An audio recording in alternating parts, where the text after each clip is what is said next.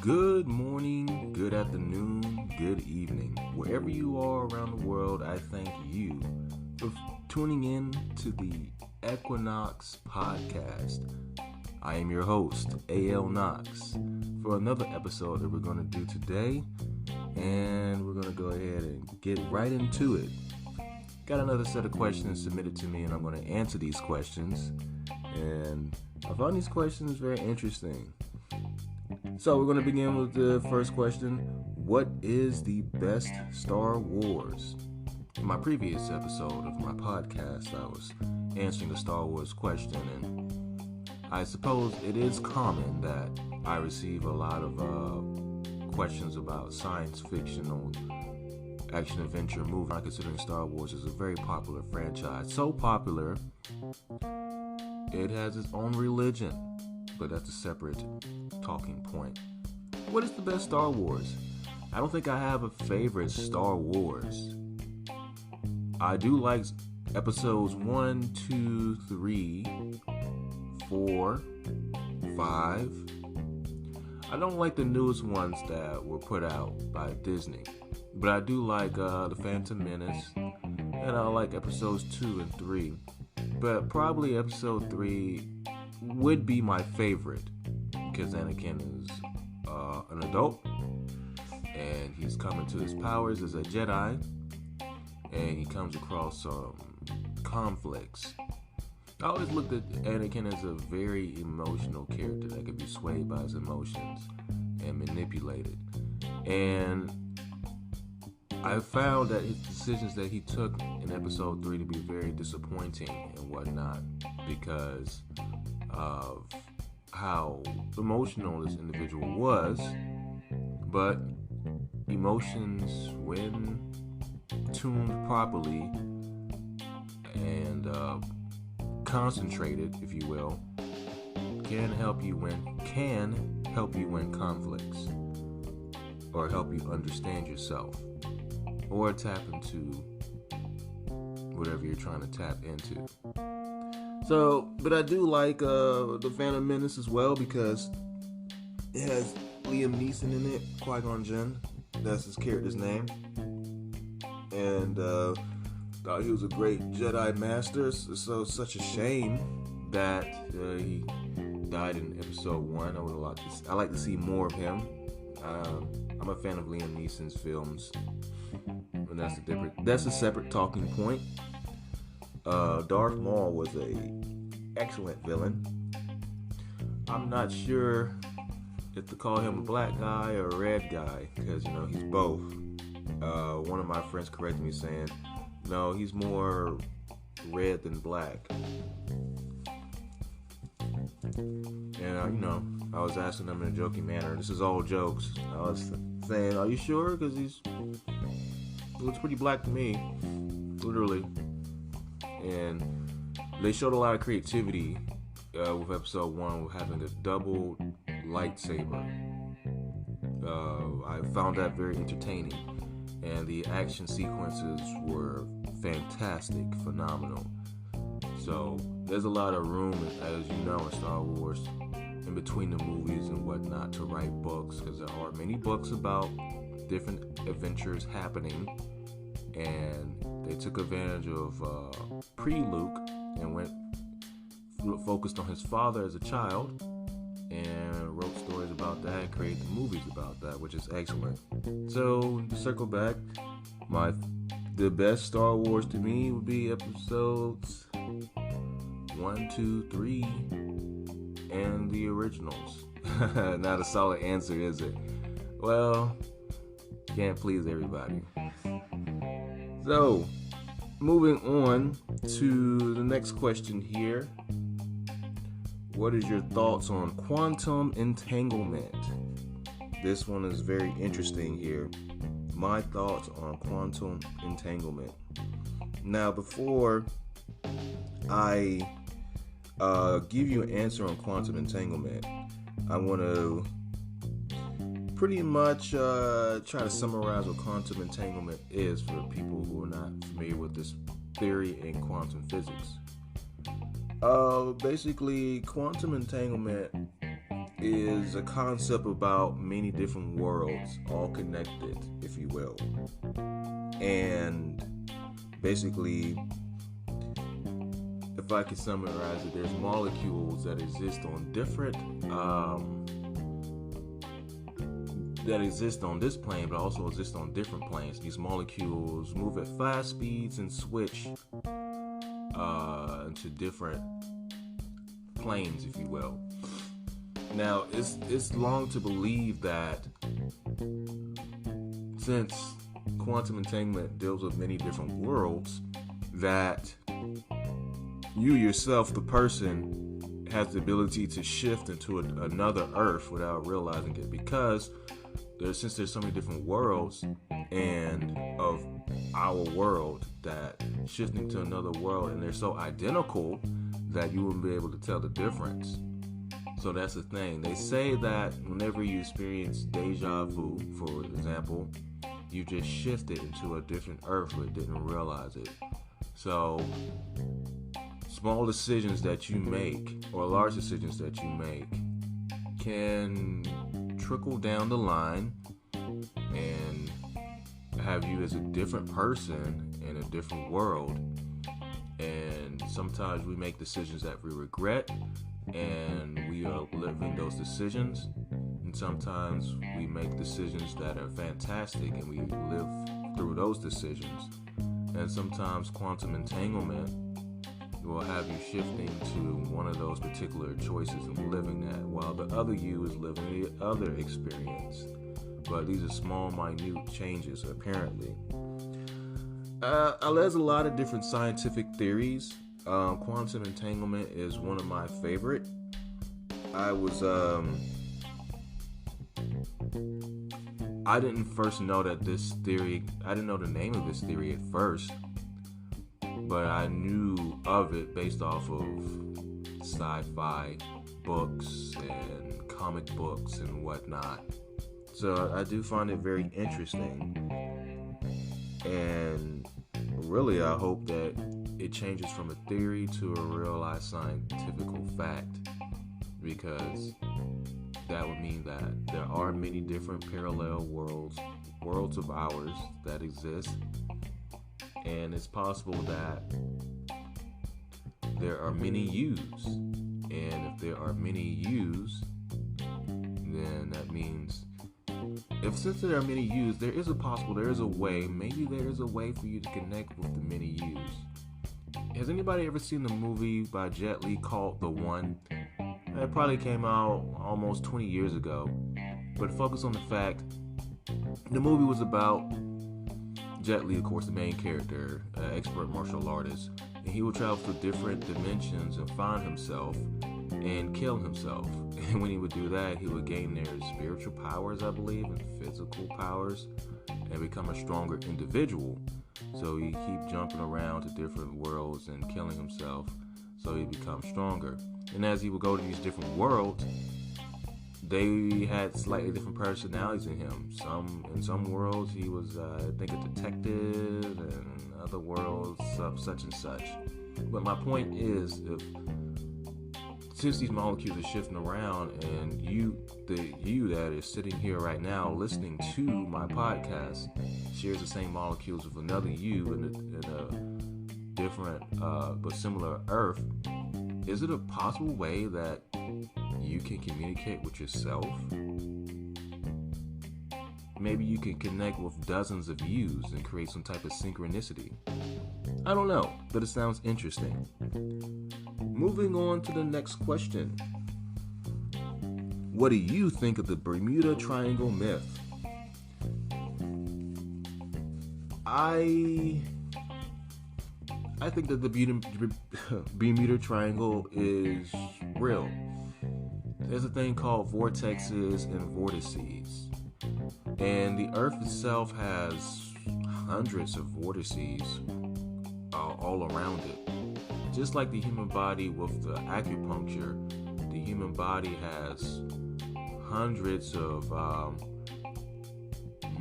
do I put this? The human body itself has hundreds of acupuncture points within it that when you place these sharp needles within your body there, it creates therapeutic effects.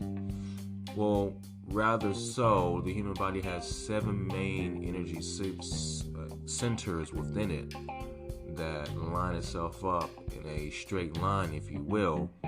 And the Earth is very similar. The Earth has hundreds of vortices that are, this is not a myth, this is actually scientifically true, vortices that are scrambled all around the world that are an energy-based type thing that I believe come from the crust of the Earth and shoot out into the sky up to the atmosphere. For example, there's a vortice in California somewhere. You have one in India. You have quite a few all around the world, really. And Bermuda Triangle is one of these vortices here. Now, planes fly into this area here and get lost and never found. Ships also sail into this area here and become lost and are never found. And I don't know the reasons why they become lost. However, I would say that there's something very going on in this area here. And now people are being told to steer clear from this particular area. Well, people have their ideas, no matter how wild other people may think they are. And it's possible that you can go into this area here and experience time travel. I wouldn't be able to explain how they're time traveling by going to a vortice. But it is the fact that ships and planes have been lost in this particular area here. I believe that they're hiding something within this vortice. I don't know what they're hiding or whatever, but currently right now, the average person's not privy to such information. But I would assume that within the Bermuda Triangle, they are hiding, how would I put this? Navigational tools or a scientific facility within this area here that deals with a Stargate. I think the Bermuda Triangle has something to do with a Stargate. If you don't know what a Stargate is, I'm referencing a old science fiction movie which turned into a TV show called Stargate. Basically an arch-shaped door that, when frequencies are properly tuned within it, creates a dimensional gate that opens that allows you to walk through one particular Stargate and exit another, which will allow you to travel far distances on the planet or even travel to a different planet itself. So I do think that they're hiding something in the Bermuda Triangle, but there's a lot of other vortices that are mysterious as well around the Earth that people can look into. It's not only the Bermuda Triangle. Moving on to the next question. Why did you start making podcasts? Well, people for years are telling me, wow, you have a really great voice. I love your voice. It's like Morgan Freeman-ish. Or A, you should start doing podcasts. Or B, you sound like a radio announcer. Or C, you have a money-making voice. Or D, I love your voice. Or E, your voice is so soothing and comfortable, I wouldn't mind listening to you. Or F, you have a great air traffic controller voice. Or G, they would say, wait, is there a G? I don't think there's a G. But I provided a lot of different examples there. So it was my great friends and people who were supporting me who helped me get the wheels in motion to start my own podcast. Now, originally, I was going to do the podcast and have a co-host, and this may change in the future, but things did not work out the way that I wanted to. Such is life. Things don't always work out the way you want it. Sometimes you have to cope or just roll with what you currently got going on, what you currently have available, and make things work, make things happen. So, for years, I kind of dibbled and dabbled and procrastinated with this until some months ago, recently, matter of fact, I stopped all the brainstorming and planning and journals or whatever, because I love to write, and I just actually started to put it into action immediately. And so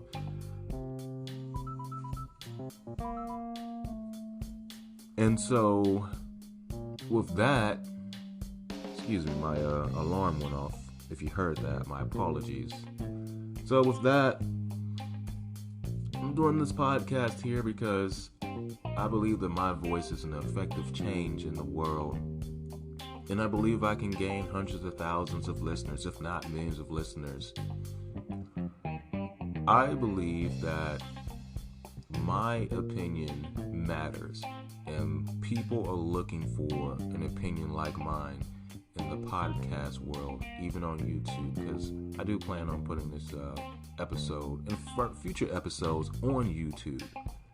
And I believe that when one shares like their particular talents and whatnot, and for the whole world to see, then that opens doors,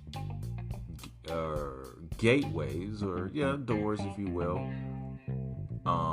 for connections, for networking connections. You'll meet people that help expand your horizons, because the reality is that there's billions of us on the planet, and a lot of us are stuck in a 9-to-5 working job, and we can't naturally operate in our natural elements or the things that we were blessed with by God. If you believe in such a higher figure, higher authority, I wouldn't say we're not allowed, but we just don't have the faith in ourselves or the time to convey such creative things that we were blessed with, because we're locked into this hamster wheel of making money. But those who are walking in their path of whatever they're supposed to do in life, whatever they're supposed to do in this world, and share it with others, and even make money off of it. Money is a side effect of a service given to humanity. And this service that I'm doing right now is it's a catharsis of, it's very cathartic, yeah. And if I make money on the side of it, that's great. But I do believe that my voice and my podcast in the near future will be very popular. And I'm doing it for specific reasons. Those reasons which I've already elaborated on, just to elaborate again, is to just have my voice heard and to gain popularity. I don't mind people recognizing my voice, but I don't want to be somebody who I don't want my face recognizable, if you will. That's like too much popularity. But circling back, things in life don't always go the way that you want them to go. So this is why I'm doing podcasts. I'm a creative person. I like doing creative things. And I also write books. I'm putting out a book later on this year. What is your favorite type of music is the next question. Well, if you would have asked me this question like 12 years ago, I would have said rap, hip-hop music. However, I kind of fell off of hip-hop music between the years of 2008, 2010 based off the content that was being administered. And based off that, I started to listen to other genres of music. So currently, my favorite type of music is jazz. I love jazz. I mean, jazz is American music. I love it a lot. And it wasn't really hard for me to transition to jazz because if you like rap, then you could probably like jazz too, because rap is a derivative of jazz. I mean, a lot of genres come from jazz. Like R&B, for example, is another genre of music that comes from jazz. And there's a lot of different genres of jazz that I listen to. I like most of them. I like tabletop jazz. I like smooth jazz. I like jazz from the 80s. I like hip jazz. I like jazz from the 90s. I like ballroom jazz. There's a lot of jazz that I like. But my favorite type of music would be jazz, eclectic music, electronica, rap, and classical. I also love classical music. I think it gets no better than jazz and classical. Those two genres are almost impossible to beat. And yeah. So going to the next question, which deals with the previous question, how has music changed? One word: synthesizer. Music has changed because in order to make music in the past, one needed to have a musical instrument. You needed to know how to play guitar or different types of drums and such, and a violin and whatnot. And all this is convenient now because of the synthesizer. It's able to replicate those musical sounds, and it's all like a convenience packaged into a beat, a sound. But there's power in these instruments here, and depending on what tunes you play them and whatnot, there is an emotional enjoyment and sometimes a physical, it can heal a person. It makes these musical tunes can in some cases control how a person thinks or influence their behavior based off the lyrics within the song. So, but how has music changed? The synthesizer is really like a microwave meal versus a old-fashioned home-cooked meal, because not many songs nowadays have real live instruments on them, and I believe that the best songs have real live instruments on them, or rather, you can have a synthesizer and replicate like the tunes of like real live instruments.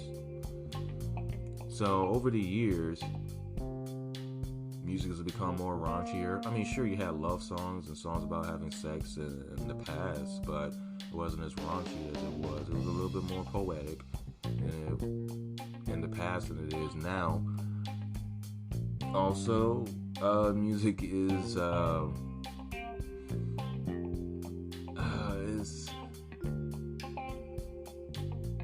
it's teaching people how to become sluts and whores. It's telling people that that's okay. Now, if you want to do that, that's fine. When I mean sluts and whores, I mean it in a genuine manner, because by definition, one of them means that you participate in the adult industry and you make money off of it, and if that is your thing, that's fine. And the other definition, the other word I use, is one who has many different sexual partners at the same time. So, with that being said, you have those different definitions. So, music itself is the lyrics are not as deep and thought-provoking.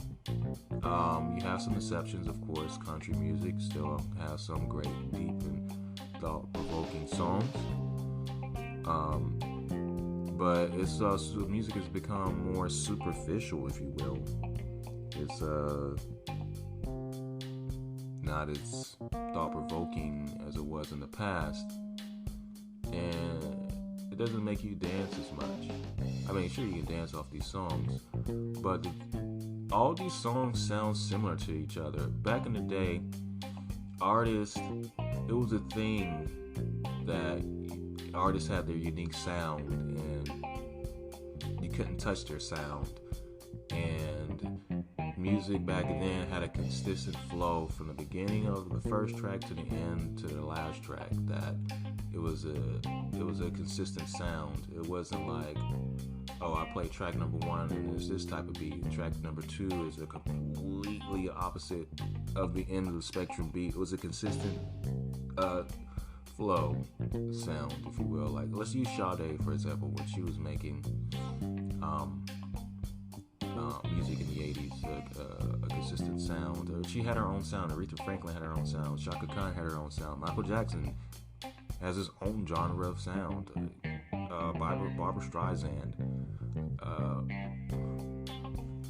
Madonna kind of like flipped the switch a little bit, but you get my point.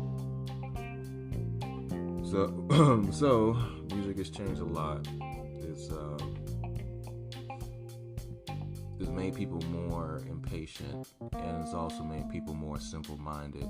It's kind of like a popcorn generation of people want new music like every week, and once you listen to a song, it immediately becomes old within a month, instead of like being able to cherish somebody's artistry, somebody's album for like, I don't know, 3 years, 5 years before the next one comes. But that is my opinion on music.